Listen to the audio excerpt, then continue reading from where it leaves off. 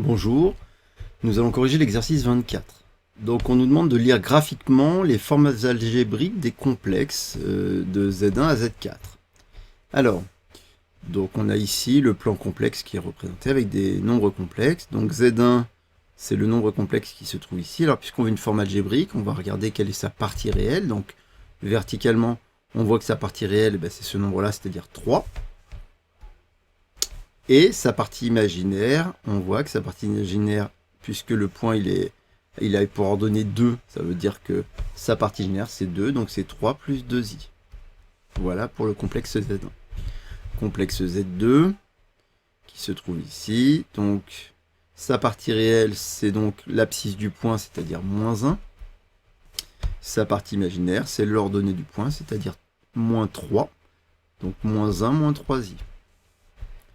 Z3, donc sa partie réelle, c'est à peu près moins 3,5. Et sa partie imaginaire, 2. Donc moins 3,5 plus 2i. Et enfin Z4 qui se trouve sur l'axe réel. Z4 il est égal à moins 5.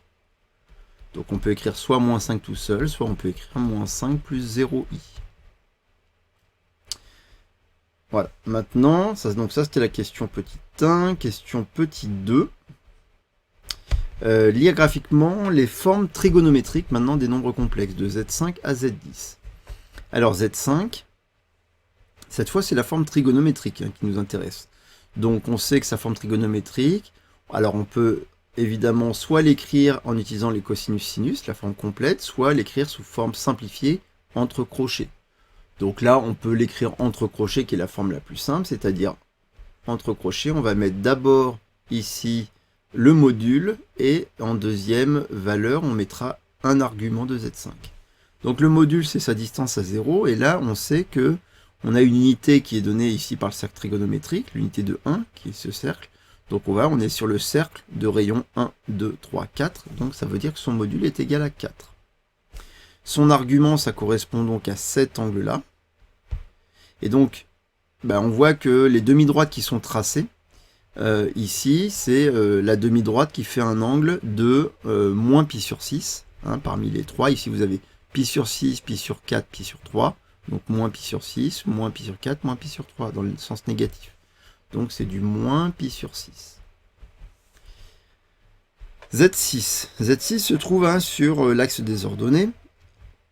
Pour les complexes, on appelle ça l'axe des imaginaires purs. Donc ici, on va s'intéresser à son module. Il se trouve sur le cercle de centraux et de rayon 3. Donc évidemment, son module, c'est 3. Et son argument, c'est l'angle, cet angle-là, qui fait évidemment pi sur 2 radians, puisque on a un angle droit. Z7.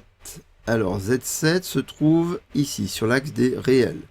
Et donc, il est à 2 unités de l'origine, et puis il fait un angle de 0 radian, 0 degré aussi d'ailleurs, avec la demi-droite OU.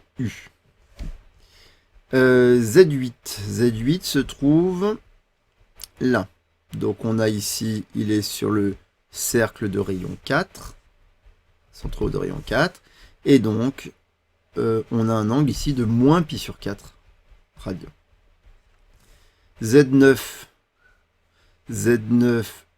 est sur le cercle de rayon 1, c'est notre cercle trigonométrique. Et puis il y a un petit angle ici qui vaut pi sur 6 radians.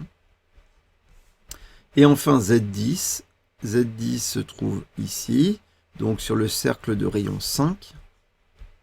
Donc le module de Z10 est égal à 5. Et l'argument, alors ici on a, en fait, ici vous avez pi sur 3, cette demi-droite-là, elle indique un angle de pi sur 3 avec notre axe d'abscisse. Et donc là, on l'a doublé, c'est le symétrique, c'est 2 pi sur 3. Ça fait 120 degrés, 2 pi sur 3 radians. Donc voilà les formes trigonométriques sous forme simplifiée de ces complexes. Dernière question, question 3. Placez dans le graphique ci-dessous les complexes Z11 et Z13. Alors Z11, Z12 et Z13. Z11, c'est moins 2 plus 5. Alors attention, il y a un petit piège, c'est la forme algébrique, mais attention, la partie réelle vaut 5. Donc 5 ici en partie algébrique, c'est-à-dire que le complexe se trouve sur cette verticale. Et puis, donc d'ordre de partie imaginaire -2. Donc ici, il se trouve là, mon Z5, exactement à cette intersection de l'horizontale et de la verticale. Z12, c'est une forme trigonométrique simplifiée, donc le module vaut 2 et l'angle vaut pi sur 3, l'argument vaut pi sur 3. Donc le module vaut 2, c'est qu'il est sur le cercle de rayon 2, sur ce cercle-là. Et un module qui fait pi sur 3, pi sur 3 radians, on a dit que c'était cette demi-droite là. Et donc Z12 est ici, à l'intersection de ce cercle et de cette demi-droite. Et enfin Z13, donc là c'est la forme complète trigonométrique, donc 5 facteurs de cosinus moins 2 pi sur 3 plus 6 sinus moins 2 pi sur 3. Le coefficient positif c'est le module, donc ça veut dire que Z13 se trouve sur le cercle de centre haut et de rayon 5, donc ce cercle-là. Et son module c'est moins 2 pi sur 3. Alors module qui vaut moins 2 pi sur 3, ici on a moins pi sur 3, moins 2 pi sur 3.